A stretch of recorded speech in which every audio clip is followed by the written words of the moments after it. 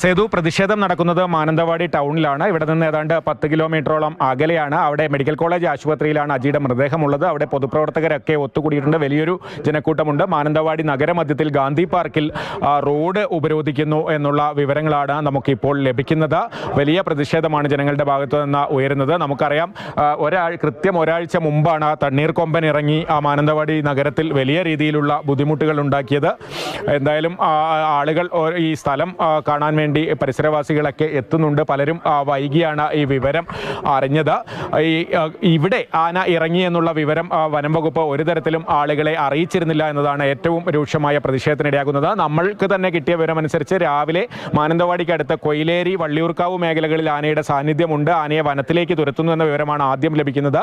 പിന്നീട് പടമല പള്ളിക്ക് സമീപം ആനയുണ്ട്. അപ്പോൾ ഒരു 1/2 കിലോമീറ്ററേ വനത്തിലേക്കുള്ളൂ. അപ്പോൾ ആനയെ കാട് കയറ്റും എന്നുള്ള വിവരമാണ് ലഭിച്ചത്. പക്ഷേ അതിന് തൊട്ടു പിന്നാലെയാണ് ഈ പടമല പള്ളിക്ക് സമീപത്തുള്ള വീട്ടിൽ വെച്ച് ഈ അജിയെ ആന ആക്രമിക്കുന്നത്. ചേട്ടൻ ഇവിടെ അടുത്ത് താമസിക്കുന്നതാണോ? കുറുക്കമ്മൂലയായിട്ടുള്ളതാണ്. ഞാൻ കുറുക്കമ്മൂല താമസിക്കുന്ന. ഇതെപ്പോഴാണ് അറിഞ്ഞേ? ഞാൻ രാവിലെ ഒരു 8 മണിയോട് കൂടിയിട്ടത് അറിഞ്ഞ. ആന വരുന്നു, ആന ഇറങ്ങി എന്നുള്ള എന്തെങ്കിലും ഒരു മുന്നറിയിപ്പ് ലഭിച്ചിരുന്നു? ഒരു 6:45, 7 വണ്ടിയായിട്ട് ഇങ്ങനെ ഒന്ന് മയക്കിക്കടെ ഒരു അനൗൺസ്മെന്റ് എടുത്തിട്ടുണ്ട് രാവിലെ. അവിടെ ഇവിടെ ഒന്നും മിണ്ടാണ്ട് എല്ലാവരും കൈകെട്ടിയിട്ട് റോഡിന്റെ സൈഡിൽ കൂടെ അവിടെ ഫോറസ്റ്റുകാർ നിൽക്കുക. അവർ മനുഷ്യരോടും വിളിച്ച് ഇവർ രാവിലെ മയക്ക് അനൗൺസ്മെന്റ് നടത്തിയിട്ടില്ല. കഴിഞ്ഞ പ്രാവശ്യം ആന മാനന്തവാടി ഇറങ്ങിയപ്പോൾ മൈക്ക് അനൗൺസ്മെൻറ്റും മറ്റു കാര്യങ്ങളൊക്കെ നടത്തി ആളുകൾ കുറേ ശരിക്കും അതിൽ പെടാതെ നിന്നു. ഇതിപ്പോൾ ശരിക്കും ആന ഇതിൽ പോകുന്നു എന്നതിനെക്കുറിച്ച് ആർക്കും അറിയില്ല. ആന വന്നു. ആനയ്ക്കിപ്പോൾ എന്തെങ്കിലും സംഭവിച്ചിട്ടുണ്ടെങ്കിൽ ഇവിടെ ഫോറസ്റ്റുകാരും ഉണ്ടാവും, DFO മുതൽ കളക്ടർ വരെ ഇവിടെ ഉണ്ടാവും, അല്ലെങ്കിൽ മന്ത്രി വരെ ഇവിടെ ഉണ്ടാവും. മന്ത്രി അടക്കമുള്ള ആളുകൾ ഇവിടെ ഇപ്പോൾ സ്ഥലത്തുണ്ടായേനെ ആനയ്ക്ക് എന്തെങ്കിലും സംഭവിച്ചെങ്കിൽ. പക്ഷേ ജനത്തിനാ സംഭവിച്ചത്. ഒരാൾക്കും പ്രതികരണമില്ല, ഒരു ഫോറസ്റ്റുകാരും ഇല്ല, ഒരാളും ഇല്ല, ഒരു ജനപ്രതിനിധിയില്ല. ഇപ്പൊ ഈ കുന്നിന്റെ മുകളിൽ ആന ഉണ്ട് എന്നുള്ളൊരു വിവരം കിട്ടിയിട്ടുണ്ടോ? ഫോൺ വന്ന സ്ഥിതിക്ക് ഒരു 50 മീറ്റർ അപ്പുറത്ത് ആന ഉണ്ട് എന്നുള്ളതാണ് വിവരം ലഭിച്ചിട്ടുള്ളത്. ഫോറസ്റ്റുകാർ അതിന്റെ പുറകെ തന്നെ ഉണ്ട് എന്നാണ് പറഞ്ഞിട്ടുള്ളത്. അതിപ്പോ അത് കാടാണോ അല്ലെങ്കിൽ ഒഴിഞ്ഞ പ്രദേശമാണോ, തോട്ടാണോ, എന്താണ്? തോട്ടമാണ്. റബ്ബർ തോട്ടാണോ? റബ്ബർ തോട്ടമാണ് ഉള്ളത്. അപ്പൊ അതിലാണ് ഇപ്പൊ ആന നിലവിലുള്ളത്. ഇപ്പൊ മൂവ് ചെയ്യാതെ നിൽക്കുകയാണ്. എന്താ അവർ പറഞ്ഞത്? ആന മൂവ് ചെയ്യാതെ നിൽക്കുകയാണ്. അതിന്റെ പുറകെ തന്നെ ഫോറസ്റ്റുകാർ ഉണ്ട് എന്നുള്ളതാണ് വിവരം ലഭിച്ചിട്ടുള്ളത്. അല്ല, അതിപ്പോ ഇന്നലെ രാത്രി മുതൽ ഫോറസ്റ്റുകാർ 9 മണി മുതൽ പുറകെ ഉണ്ട് എന്ന് പറയുന്നു. പക്ഷേ ഇതിൽ വേറെ എന്തെങ്കിലും നടപടി ഉള്ളതായിട്ട് എനിക്ക് വിവരം കിട്ടിയിട്ടില്ല, അതുകൊണ്ട് ചോദിക്കില്ല. ഇല്ല, ഇപ്പൊ നിലവിൽ ഫോറസ്റ്റുകാരെ കൺട്രോളിൽ ഉണ്ട് എന്ന് മാത്രമേ ഉള്ളൂ. പക്ഷേ ആനയുമായി പിടിക്കാനുള്ള എന്ത് സംവിധാനങ്ങളൊന്നും ഏർപ്പെടുത്തിയിട്ടില്ല. ഈ പറയുന്ന റബ്ബർ തോട്ടത്തിൽ നിന്ന് കാട്ടിലേക്ക് എത്ര ദൂരം ഉണ്ടാവും? കാട്ടിലേക്ക് ഒരു 1 കിലോമീറ്ററിന്റെ അടുത്തേ ഉള്ളൂ. അതിന്റെ ഇടയ്ക്ക് വീടുകളുണ്ടോ? നിരവധി വീടുകളുണ്ട്. നിരവധി വീടുകൾ മാത്രമല്ല, ഇപ്പോൾ പിള്ളേരടക്കം സ്കൂളുകളിലൊക്കെ പോകുന്ന ഒരു സാഹചര്യമുണ്ട്. അവർക്ക് കൃത്യമായ അറിയിപ്പ് നൽകിയാൽ മാത്രമേ നമുക്ക് നമ്മുടെ ഈ പറഞ്ഞ പോലെ നേരത്തെ ആളുകളുടെ ജീവൻ രക്ഷിക്കാൻ വേണ്ടി പറ്റുള്ളൂ. അതിനുള്ള സംവിധാനം ഒരുക്കണം എന്നാണ് നമുക്ക് ആവശ്യപ്പെടാൻ. അതുപോലെ തന്നെ കഴിഞ്ഞ ദിവസങ്ങളിൽ ഇവിടെ ആന ഇറങ്ങിയുമായി ബന്ധപ്പെട്ട് നിരവധി വാർത്തകൾ വന്നിട്ടുണ്ട്. അത് ആനകളുടെ ജീവന് മാത്രമാണ് മുൻഗണന കൊടുക്കുന്നത്. മനുഷ്യരുടെ ജീവന്, വയനാട്ടിലെ മനുഷ്യരുടെ ജീവന് മുൻഗണന. കഴിഞ്ഞ തവണ ആനേനെ മയക്കുവേടി വെച്ചത് തെറ്റായി പോയി, കാട്ടിലേക്ക് ഓടിക്കാന്നൊക്കെ ആളുകൾ വലിയൊരു ആ രീതിയിലുള്ള വാദങ്ങളൊക്കെ ഉയരുന്നുണ്ടായിരുന്നു. അതിനോട് എന്താ നിങ്ങൾക്ക് പറയാനുള്ളത്? അതിനോട് നമുക്ക് വയനാട്ടുകാരെന്ന രൂപത്തിൽ പറയാനുള്ളത്, കാരണം വെച്ചാൽ ആനയുടെ കൂടുതൽ സ്നേഹമല്ല, നമ്മുടെ ജനങ്ങളുടെ ജീവനും സ്വത്തിനും സംരക്ഷണം നൽകുക എന്നുള്ളതാണ് നമുക്ക് മുഖ്യമായിട്ട് കാണാനുള്ളത്. കാരണം കഴിഞ്ഞ ദിവസം തന്നെ തോൽപ്പെട്ടിയിൽ ഇപ്പോൾ ഒരു കടുവ ആക്രമിക്കുന്നത് നിങ്ങൾ റിപ്പോർട്ട് ചെയ്യണ്ടോ എനിക്കറിയില്ല. കടല രാത്രി ഒരു വാച്ചറെ കടുവ ആക്രമിക്കുന്ന ഒരു സാഹചര്യം ഉണ്ടായിട്ടില്ല.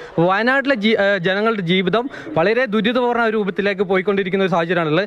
അതിനെതിരെ ശക്തമായ നിലപാട് ഉണ്ടാകണം എന്നാണ് നമുക്ക് സൂചിപ്പിക്കാനുള്ളത്. ഈ ആന നിൽക്കുന്ന പ്രദേശത്ത് നിന്ന് ഓടിക്കുകയാണെങ്കിലുള്ള ഒരു സ്ഥിതി എന്താ? അത് ജനവാസ മേഖല തന്നെയാണ്. അപ്പം അങ്ങോട്ട് ഓടിച്ചു കയറ്റൽ വലിയ പ്രയാസം തന്നെയാണ്. ഇപ്പം നമുക്ക് കുറുവാദ്വീപിലേക്കോ അല്ലെങ്കിൽ തൊട്ടടുത്ത് കാടുണ്ട്, 1 കിലോമീറ്ററിന്റെ ചുറ്റളവിൽ തന്നെയാണ് ഈ കാടുള്ളത്. പക്ഷേ ജനവാസ മേഖലയിലൂടെ വേണം ഓടിക്കാൻ. അതെ, അത് വലിയ പ്രയാസം തന്നെയാണ്. ഇനിയിപ്പം ഓടിച്ചു കയറ്റിയിട്ടുണ്ടെങ്കിൽ തന്നെ വേറെ അനിഷ്ട സംഭവങ്ങൾ ഉണ്ടാവില്ല എന്ന് പ്രതീക്ഷിക്കാൻ പറ്റില്ല. അപ്പൊ ഈ മാനന്തവാടിയിൽ അടുത്ത് വന ഉണ്ടായിരുന്നില്ല, ഒരു 5-6 കിലോമീറ്റർ എങ്കിലും ടൗണിൽ കൂടെ ഓടിക്കണമായിരുന്നു. എന്നിട്ട് പോലും ആനനെ ഓടിച്ച് കയറ്റാമായിരുന്നു, വെടിവെക്കേണ്ട ആവശ്യമില്ലായിരുന്നു എന്നൊക്കെയുള്ള വാദങ്ങൾ ഉയർന്നു. അതിനോട് ഈ പ്രദേശത്തെ ജനങ്ങൾക്ക് എന്താ പറയാനുള്ളത്?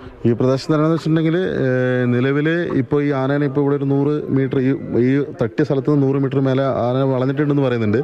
പക്ഷേ ഇതിനിപ്പോൾ എങ്ങോട്ട് ഓടിച്ചിട്ടുണ്ടെങ്കിൽ ജനവാസ മേഖലയിലൊക്കെ കടന്നു പോവുക. ഇതിലും വലിയ അപകടം ക്ഷണിച്ചു വരുത്തുന്നതാണ് ഇതുമായി ബന്ധപ്പെട്ട് പറയാനുള്ളത്. പിന്നെ തൊട്ടപ്പുറം ഒരു 2 കിലോമീറ്റർ അപ്പുറം വരുന്നത് കുറുവാദ്വീപാണ്. അല്ലെങ്കിൽ കുറുവാദ്വീപിലേക്ക് ഓടിച്ച് കയറ്റി നേരെ ഈ പറയുന്ന പോലെ കുറുവാദ്വീപിലും പകല് ദ്വീപിനകത്ത് സഞ്ചാരികൾ ഉണ്ടാവില്ലേ? എനിക്കതാ അത് ഇന്നിപ്പം ഇതുമായി ബന്ധപ്പെട്ടിട്ട് മാനന്തവാടി മുനിസിപ്പാലിറ്റിയിലെ പല സ്ഥലങ്ങളിലും അതുകൊണ്ട് ഒരുപക്ഷെ സഞ്ചാരി നിരോധിച്ചിട്ടുണ്ട്. ഇപ്പം നിലവിൽ കുറുവാദ്വീപിലെ ഡിവിഷനിൽ ഇപ്പോൾ നിലവിൽ നിലവിലെ നിരോധനാജ്ഞയാണ്. എന്തായാലും സഞ്ചാരികളെ ദ്വീപിലേക്ക് വിടില്ല. സഞ്ചാരി നിലവിൽ കുറുവ ദ്വീപിലേക്ക് ഈ സഞ്ചാരികൾ ഈ പറയുന്ന ആനേനെ ഓടിച്ചു കയറ്റി നേരെ കർണാടകത്തിലേക്ക് ആ രീതിയിലേക്ക് കൊണ്ടുപോവുകയാണെങ്കിൽ ഈ പറയുന്ന പോലെ ജനവാസ മേഖലയിൽ ഇറങ്ങാണ്ട് കാര്യങ്ങൾ എളുപ്പമാവുന്നതാണ് ഇത്. ദ്വീപിലേക്ക് കയറ്റണമെങ്കിൽ പുഴ ആന നീന്തി കിടക്കണ്ടല്ലോ അല്ലേ? അതെ, അങ്ങനെ തന്നെയാണ്. ഈ ആന അതിൽ നീന്തി അങ്ങനെ പോയിക്കോളൂ. അപ്പോൾ എന്തായാലും ഈ പിന്നെ ഇത്രയും ഈ സ്ഥിതി ഉണ്ടായ സ്ഥിതിക്ക് എന്തായാലും ഈ ഇതിനുള്ള തക്കതായ ഒരു നടപടി ഈ ആനയുടെ ഇപ്പോൾ റെയിൽ ഫെൻസിങ് കാര്യങ്ങളെല്ലാം ഇപ്പോൾ ഇതിലും വരുന്നുണ്ട്.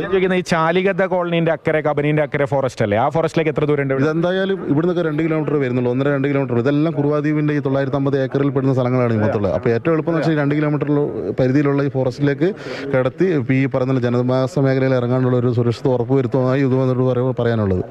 എങ്കിലും പക്ഷേ ഈ ജനവാസ മേഖലയിൽ നിന്ന് ഇപ്പോൾ 1 കിലോമീറ്റർ അപ്പുറത്തേക്ക് ആനയെ കയറ്റി വിട്ടുകൊണ്ട് യാതൊരു കാര്യമില്ല. അത് കഴിഞ്ഞിട്ടുണ്ടെങ്കിലും തൊട്ടടുത്ത് ഒരുപാട് ജനവാസ മേഖലയാണ് ഈ ചുറ്റിപ്പെട്ട് കിടക്കുന്നത്. 1 കിലോമീറ്റർ കടത്തി വിട്ടിട്ടുണ്ടെങ്കിലും കാട്ടിക്കുളം ടൗണിലേക്ക് ഇവിടുന്ന് 2-2.5 കിലോമീറ്റർ മാറി കഴിഞ്ഞാൽ കാട്ടിക്കുളം ടൗണായി. അവിടത്തേക്ക് പോകാനും ചാൻസ് ഉണ്ട്. ഈ ആന എത്ര ദൂരം കടന്നാണ് ഇവിടെ എത്തിയിരിക്കുന്നത്. അപ്പോൾ അതുകൊണ്ട് ഈ കാട്ടിലേക്ക് നമുക്ക് ഇതുപോലെ അക്രമകാരിയായ ഒരു ആനയെ കയറ്റി വിടുന്നതിനോട് താല്പര്യമില്ല.